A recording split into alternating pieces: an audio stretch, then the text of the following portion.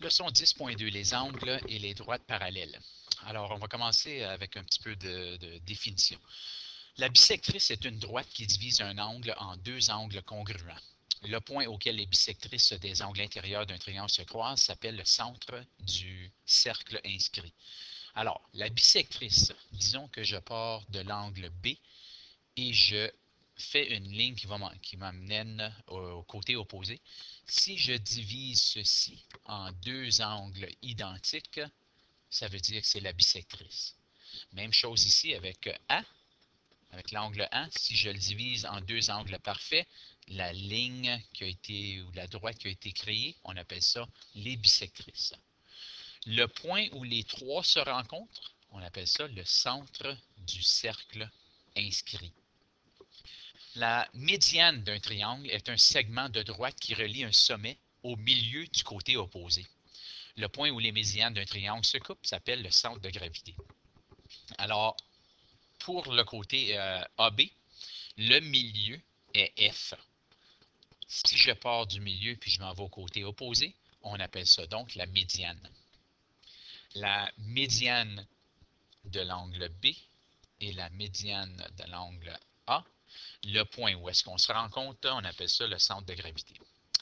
La médiatrice d'un segment de droite divise le segment de droite à un angle droit et ça coupe le segment en deux parties égales. Alors, le segment de droite AB a été divisé parfaitement en deux par la médiatrice. Une séquente est une droite qui coupe deux ou plusieurs droites. Alors, lorsque la séquente AB coupe les deux droites CD et EF, 8 angles ont été formés. Les angles opposés par le sommet sont toujours congruents. Alors, ceci et ceci sera identique, ceci et ceci auront la même valeur. À noter que les droites CDEF ne sont pas parallèles. Alors, seulement les angles opposés par le sommet sont congruents. Okay? Maintenant, on va parler des droites parallèles. Les droites parallèles sont des droites dans un même plan qui ne se coupent jamais. La séquente qui coupe des droites parallèles nous donne des caractéristiques spécifiques aux angles créés.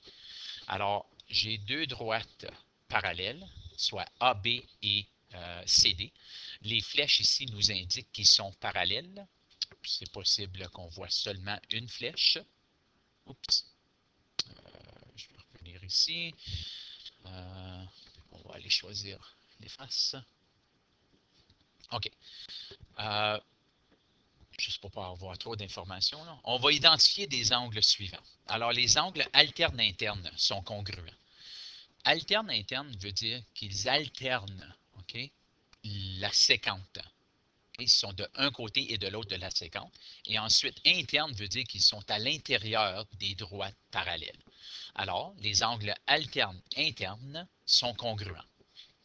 Les angles opposés par le sommet. Alors, si je reviens ici, celui-là et celui-là sont opposés par un sommet ici. Alors, ils ont la même valeur.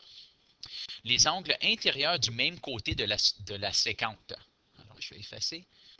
Les angles intérieurs du même côté de la séquente sont supplémentaires, qui veut dire que x plus y sera égal à 180 degrés.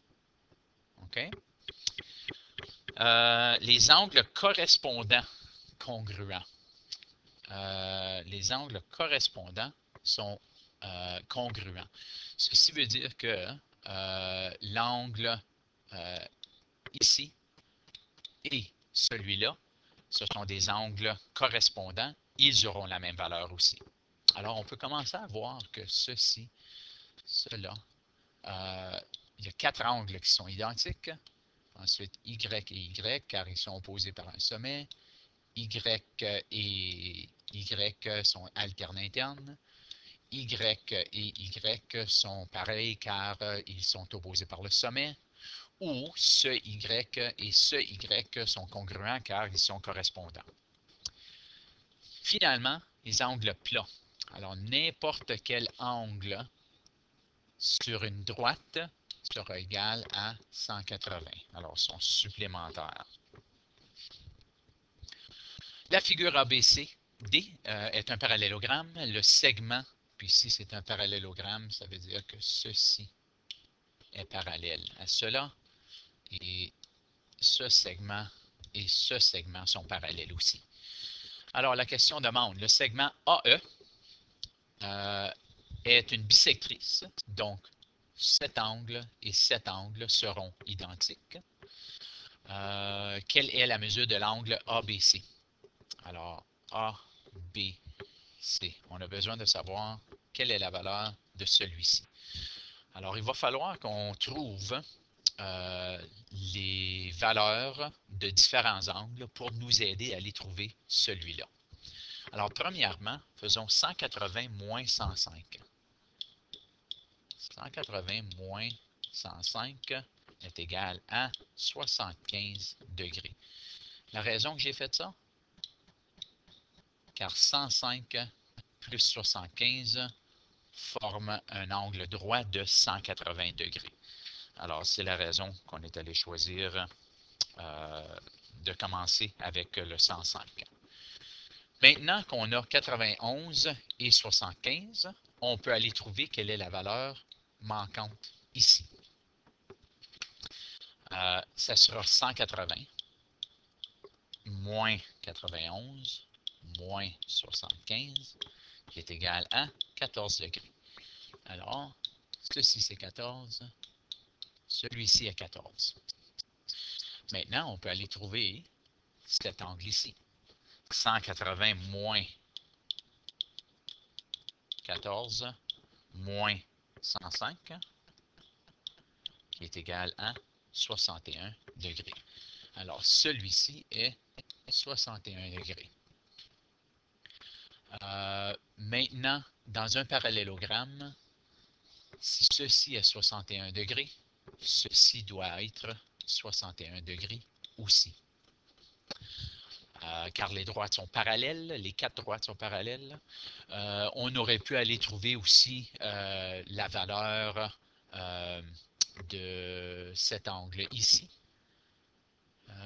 De celui-ci, on pourrait aller la trouver et on pourrait aller trouver celle-ci. Mais tandis que ceci était demandé, maintenant qu'on a trouvé le sommet opposé ou l'angle opposé, on a trouvé notre solution. Alors, pour ne pas perdre trop de temps, je vais passer à la dernière exemple. Ici, on demande quelle est la valeur de x. OK?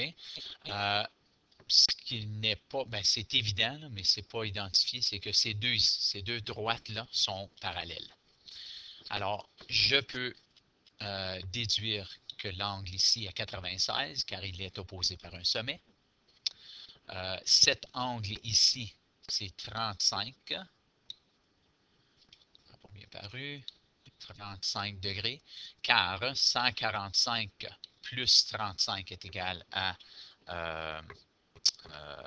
voyons, 145 plus 35 est égal à 180.